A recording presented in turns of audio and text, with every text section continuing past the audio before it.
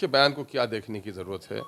ये तो गली कूचे में फिरने वाला कोई वर्कर बोलता तो उनको शोभा देता है, लेकिन गिरिराज जैसे लोगों को जो केंद्र के मंत्री पद पर बैठा हुआ हो उसको कहीं से भी शोभा नहीं देता। कौन होते हैं कहने वाले, किस खेत के मूली हैं ये? किसी के भारत में रहने और नहीं रहने का फैसला करने वाले कौन होते हैं ये? भारत किसी की बपोती नहीं है।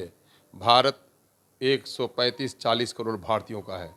उनका धर्म कुछ हो सकता है, उनकी जाति कुछ हो सकती है, उनका रंग कुछ भी हो सकता है, उसकी नस्ल कुछ भी हो सकती है। नमस्कार, मैं साकेत कुमार, आप बिहार इन शॉर्ट्स देख रहे हैं। केंद्रीय मंत्री गिरिराज सिंह ने एक बयान दिया और बयान अब विवादित होता जा रहा है। जिस तरीके से उन्होंने कहा कि अगर 70 साल पहले हमारे जो पूर्वज हैं अगर वो सही काम करते तो आज मुस्लिम नेता नहीं होते। इसी के ऊपर बातचीत करने के लिए एमआईएम के प्रदेश अध्यक्ष अख्तरुल इमाम हैं। कैसे देखते हैं गिरिराज सिंह के इस बयान को? उसके बयान को क्या देखने की ज़रूरत है।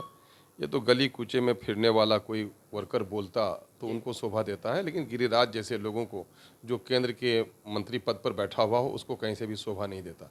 लेकिन क्या करें, उनकी मजबूरी है, क्योंकि धार्मिक उन्माद की आग में ही इन लोगों ने अपनी राजनीतिक रोटी सेकी है। इनके आका हों या ये हों, ये इस तरह की बात करिए। कौन होते हैं कहने वाले, किस खेत के मूली हैं ये? किसी के भारत में रहने और नहीं रहने का फैसला करने वाले कौन होते हैं ये? भारत किसी की बपोती नहीं है।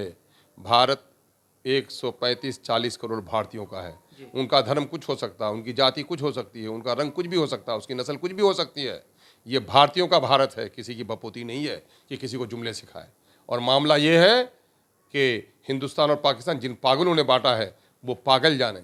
मेरे पूर्वजों ने सोच समझकर फैसला किया, देश हमारा है, हमारा रहेगा, मेरी आने वाली नस्लों का रहेगा। और देश की मिट्टी से कन कन से मुझे वो प्रेम है कि मर कर भी समाऊंगा तो यहीं की धरती में समाऊंगा, यहाँ की मिट्टी छोड़कर कहीं नहीं जाने वाला। किनको धमकाते हैं ये जान रहे अच्छी तरीके से क्या ख़त्म कर देंगे ये 25-30 करोड़ जो माइनॉरिटी के लोग हैं, इनको गर्दन काट देंगे? है किसी में यह मजाल? हमारी गर्दनें काटी गई हैं, हमने खून बहुत बहाया है, लेकिन हमने अपने विचारों से कभी समझौता नहीं किया है। हमारा विचार मोहब्बत का विचार है, हम नफरत नहीं। इस देश में शांति चाहते हैं, सौहार्द चाहते हैं और धार्मिक उन्माद नहीं, बल्कि धार्मिक प्रेम के साथ रहना चाहते हैं।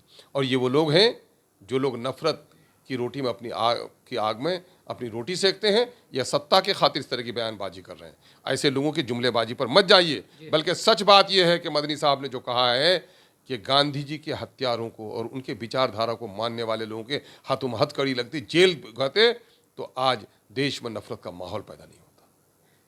तो क्या जिस तरीके से लगातार बीजेपी धर्म जाति इन तरह की बातें करती है तो 24 में क्या जनता स्वीकार करेगी? आप जान रहे हैं, काठ की हांडी बार बार नहीं चढ़ती, धोखे से तो दूसरी बार आ गई थी, है ना?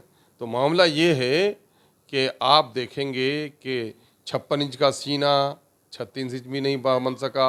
चाइना के सामने में सिकुड़ गया सीना, है ना, और निकल गया इसका पसीना। और हुआ क्या इसका मामला? नोटबंदी में, देशबंदी में, कोरोना बंदी में देश का कारोबार चौपट हो गया। 15 लाख किसी गरीब के खाते में आया नहीं, काला धन वापस लाए नहीं, और उनके दोस्त अहबाब धन लेकर भागे, उनको पकड़ पाए नहीं, है ना। देश को इसने कंगाल किया। अडानी का जो हाल हुआ है वो अभी आप देख रहे हैं। ये इनके मित्र हैं जिनकी पैरवी ये करते रहे हैं। तो ये इन लोगों का बुरा हाल है। इनका इकबाल अब घटने लगा है, इनका सूरज डूबने लगा है, इनकी कश्ती अब डूबने लगी है। इसलिए फिर से ये उन्मादी बयान देकर देश के माहौल में तनाव पैदा करके अपनी राजनीतिक रोटी सेकना चाहते हैं। लेकिन देश के धन्य हो जवान, देश के जवान हैं, पढ़े लिखे लोग हैं, जो लोग कल तक उनकी मीडिया के लोग जब तो कल तक वकालत कर रहे थे, वो कह रहे थे कि बहुत हुआ, अब 24 में इनको वोट नहीं डालूंगा। आपने सुना कि नहीं सुना? कितने बड़े वकील थे उनके। तो इसलिए ये बौखलाहट का इनका बयान है। और मैं समझता हूँ 135-40 करोड़ का भारत यार, और उसमें बसने वाले गांव के लोगों के से जुड़ा हुआ मंत्रालय ग्रामीण विकास और पंचायती राज, इसको तो पसीना पसीना होना चाहिए, अपने फाइलों में उलझना चाहिए। इस तरह की बयानबाजी का लगता है इनका कोई काम ही नहीं है, मंत्रालय को समझ ही नहीं पा रहे होंगे ये, है ना। मैंने देखा है देश के उस पर कलंदान पर बैठे हुए थे जब प्रोफेसर हमारे वैशाली के रघुवंश बाबू, तो हम लोगों ने देखा है कि बिहार की सड़कें कैसे बनेंगी, बिहार का विकास कैसे होगा। वो रातों दिन वो उस काम में होते थे, पॉलिटिकल प्रोग्राम में वो नहीं जा पाते थे। और इनका रातों दिन वो गली के उन्हीं छोकरों की तरह बयान देना इनकी आदत सी हो गई है। तो कोई काम निकम्मा आदमी का इस तरह का निकम्मे बयानात होते हैं।